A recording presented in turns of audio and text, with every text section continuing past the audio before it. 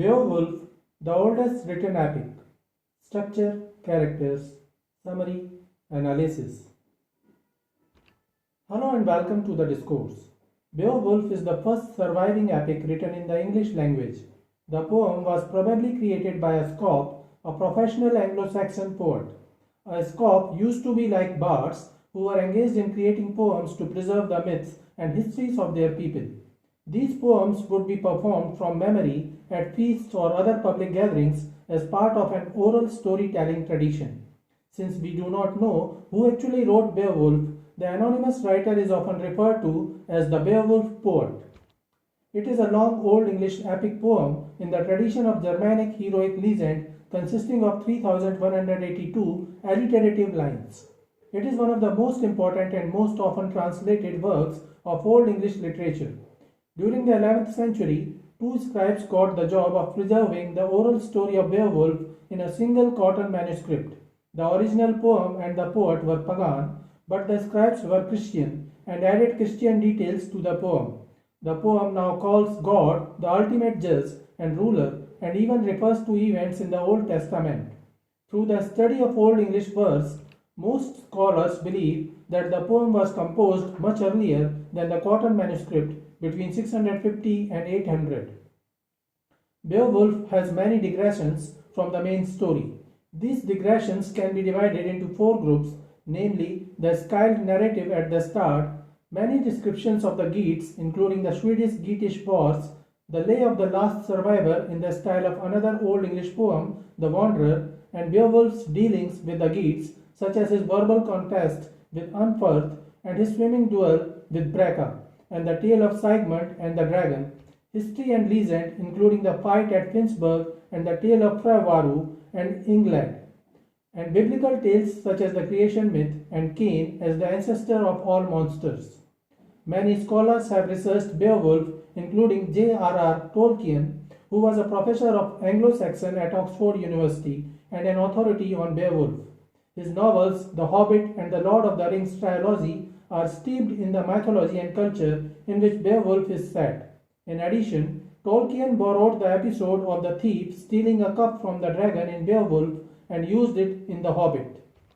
Structure of Beowulf. Beowulf is the longest poem written in Old English. Old English poetry uses an alliterative meter, meaning that the stressed words in a line begin with the same sound. A line of Old English poetry has two halves with a brief pause called a caesura. In the middle of the line, the two halves of a line are linked by the alliteration, repetition of an initial consonant. At least three words in a line alliterate. Old English poetry also uses cannings, compressed metaphors like heaven's candle for the sun, whale's road for the sea, and calling a woman married to gain peace, a peace weaver. Characters of Beowulf. The poem is narrated by an unnamed speaker. Beowulf is the main character of the epic. He is a Geatish warrior or Thane, loyal to his king Hygelac. Beowulf's father was the warrior Ecgtheow and his mother was a sister of Hygelac. Beowulf is brave, but he is young and inexperienced, and a little was expected of him. But he proved his valor and grew up to be a great warrior. He has the strength of 30 men in his grasp and rather remarkable swimming ability. The poem relates his heroic exploits over 50 years, including the fights with Grendel and his mother, and with the treasure-guarding dragon. Hygd is the wife of Hygelac and the queen of the Geats. She is a good and generous queen. Hrothgar is the king of the Danes, the son of Halfdene. Herogar and Helga's brother, and Onela the Swede's brother-in-law. Hrothgar is an excellent and a successful king. He builds Heorot, a magnificent hall, and builds love and loyalty through his generosity and wisdom. However, though once a great warrior, he can no longer defend his people from Grendel, and his sons also are too young to take up leadership of the Danes. Though a good king, Hrothgar's position too old to protect his people but without heirs or ready to take his place represents a potential threat to the Danes and all other Scandinavian tribes. The lack of a king. Wealhtheow is the wife of King Hrothgar and queen of the Danes, the mother of Rathig and Rothmund. She is a good and generous queen. Wiglaf is the most loyal warrior of Thane of Beowulf. He is the son of Weohstan the Skyfling and a relative of Beowulf. In the battle against the dragon, he proves to be the only Geatish warrior with courage even moderately equivalent to Beowulf's. Wiglaf rules the Geats after Beowulf dies from wounds from the battle against the dragon. Unferth is a Dane, the son of Eglaf, and a loyal Thane of Hrothgar. His name means discord. Unferth is boastful just as Beowulf is, but unlike Beowulf, Unferth lacks the moral courage to back up his boasts. And unlike Beowulf, Unferth never does anything to stand against Grendel. He taunts Beowulf in the hall about his swimming contest with Breca. However, Beowulf shames him in the boasting match. Grendel is a man-eating monster descended from the biblical Cain. Grendel is described as a walker in darkness who is wearing God's anger and lacking in joy because he has inherited the curse of the biblical Cain received as a result of his murder of his brother. He attacks the Danes because his own enforced isolation has made him hate those who can enjoy society and companionship. The dragon discovered a lost tribe's treasures and moved into a barrow housing the gold. The dragon is exceedingly greedy, marking a stark contrast to good kings, who create loyalty and love among their people and warriors through generosity. Skjalfshapping was one of the first kings of the Danes and great-grandfather of Hrothgar. Beowulf was the son of Skjalfshapping, who is sometimes called Beowulf I or Beowulf the Dane. He ruled the Danes after his father Skjalfshapping. He is not the hero of Beowulf. Sigmund is an ancient Germanic hero whose story is recounted after the fight with Grendel. He was known as the famous dragon slayer. Breca is a Geat who competed with Beowulf in a swimming contest as a youth. Wulfgar is a loyal Thane of Hrothgar who is the watchman of the Danes. Hermod was an ancient Danish king who went from being a good king to a ruthlessly evil king. Hrothgar uses him as an example of bad kingship for Beowulf. Summary of Beowulf. The poem begins as the narrator offers a brief genealogy of the kingship of Danes.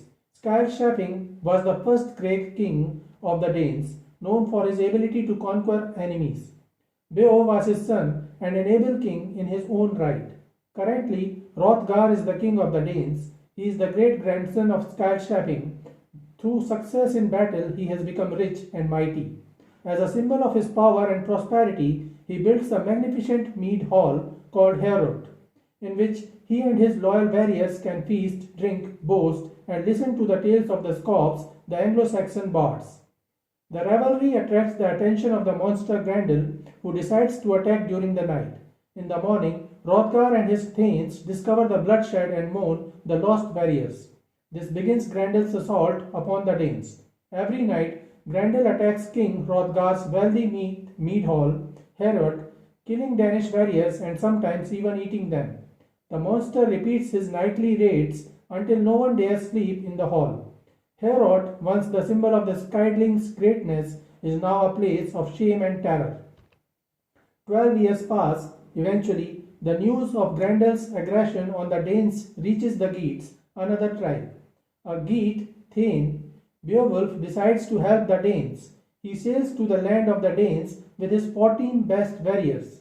Upon their arrival, Hrothgar's Thane, Wulfgar, judges the Geats worthy enough to speak with Hrothgar.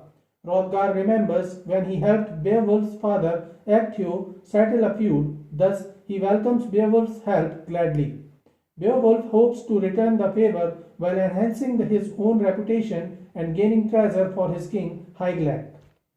At a feast before nightfall of the first day of the visit, an obnoxious drunken skydling named Unferth insults Beowulf and claims that the Geat visitor once embarrassingly lost the swimming contest to a boyhood acquaintance named Breca and is no match for Grendel.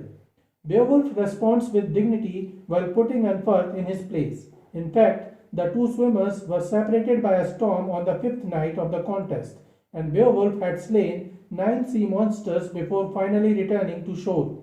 His fellow Thanes support him and celebrate his courage. At the height of their celebration, the Danish queen Wealhtheow comes forth, bearing the mead cup. She presents it first to Hrothgar, then to the rest of the hall, and finally to Beowulf. As he receives the cup, Beowulf tells Wealhtheow that he will kill Grendel or be killed in the Heorot. This simple declaration moves Wealhtheow and the Danes, and the revelry continues. Finally, everyone retires. Before he leaves, Hrothgar promises to give Beowulf everything if he can defeat Grendel. Beowulf says that he will leave God to judge the outcome. He and his thanes sleep in Heorot, with Beowulf keeping watch. Grendel arrives and consumes one of the warriors, then reaches for Beowulf. Beowulf, famous for his powerful grip, which is as strong as the grip of 30 men, struggles with Grendel. Soon, Grendel tears away, leaving his arm in Beowulf's grasp.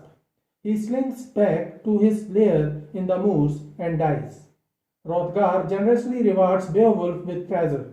The Scop sings again, and Beowulf is praised along with other great characters of the past, including Sigmund, who slew a dragon, and Hermod, who ruled his kingdom unwisely and was punished. In Heorot, Grendel's arm is nailed to the wall as a trophy. Hrothgar says that Beowulf will never lack riches, and Beowulf graciously thanks him. The horses and men of the Geats are all richly adorned in keeping with Hrothgar's wishes. Hrothgar gives a second feast to celebrate Beowulf's victory. The Scop tells another story at the feast, the story of the Frisian slaughter. An ancient Danish king had a daughter named Hildebra. He married her to a king of Frisians. While Hennep, Hildebrand's brother, visited his sister, the Frisians attacked the Danes, killing Hennep and Hildebrand's son in the process. Hengest, the next leader of the Danes, desired vengeance, and in the spring the Danes attacked the Frisians, killing their leader and taking Hildebrand back to Denmark. Wealhtheow appears, and Wealhtheow presents a necklace to Hrothgar while pleading with her brother-in-law Hrothful to help her two young sons if they should ever need it.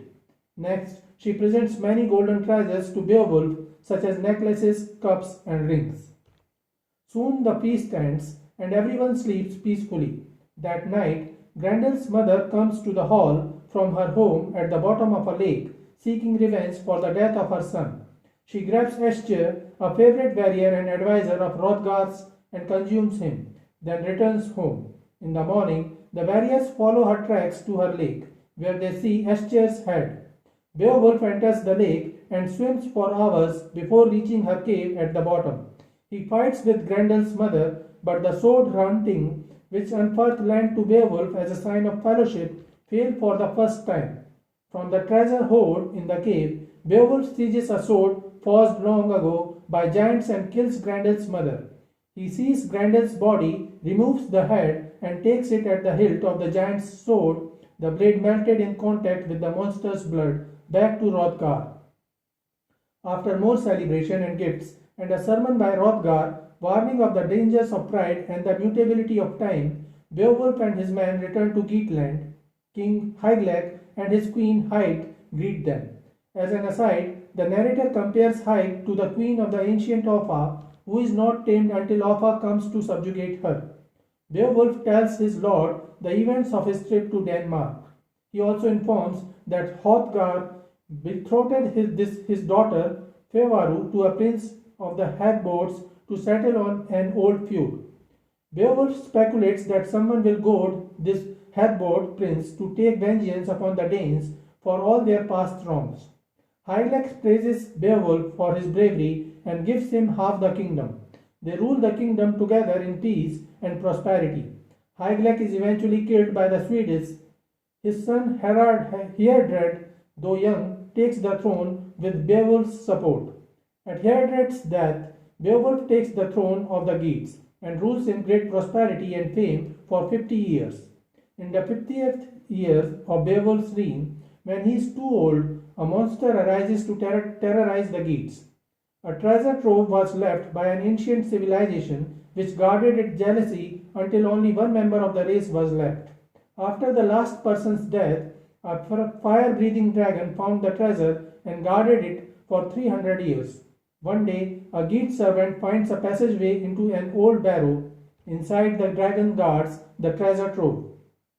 The servant steals a cup but the dragon discovers the theft and burns the land, including Beowulf's mead hall. Beowulf learns that this dragon has destroyed his own great hall. This attack sends him into deep thought. Soon he orders the shield to use for battle, but not without a heavy hurt at what may happen to him. He recalls Hygelac's death in battle and his own narrow escape from this battle. He recalls several battles he has seen as he travels to the dragon's lair, accompanied by his kinsman Wiglaf, 10 more thanes. The servant who stole the cup leads them to the lair. As they wait to attack the dragon, Beowulf recounts the great royal family's plight in which Hygelac's oldest brothers killed each other and left their father to die of a broken heart. Beowulf says he served Hygelac well, and a sword named Negling that he won while serving Hygelac will help him save the kingdom once again. Beowulf sets out to confront the dragon, but when Beowulf and the dragon fight, all of Beowulf's men flee except Wiglaf. With Wiglaf's help, Beowulf kills the dragon. The dragon is beheaded, but Beowulf is bitten and has a mortal poison from the dragon flowing through his body. Wiglaf bathes his lord's body as Beowulf speaks on the treasure. He says that Wiglaf should inherit it as his kinsman and to build him a funeral barrow that overlooks the sea, then he dies. As the other thanes see that the dragon is dead, they return back. Wiglaf chastises the men for abandoning their king. He sends a messenger to tell the people of their king's death. The messenger envisions the joy of the Geats' enemies upon hearing of the death of Beowulf. He also says that no man shall ever have the treasure for which Beowulf fought. Wiglaf and Beowulf's thanes toss the dragon's body into the sea. The Geats build a pyre and cremate Beowulf, then construct a barrow overlooking the sea, burying the dragon's cursed treasure with him. So this is it for today. We will continue to discuss the history of English literature. Please stay connected with the discourse. Thanks and regards.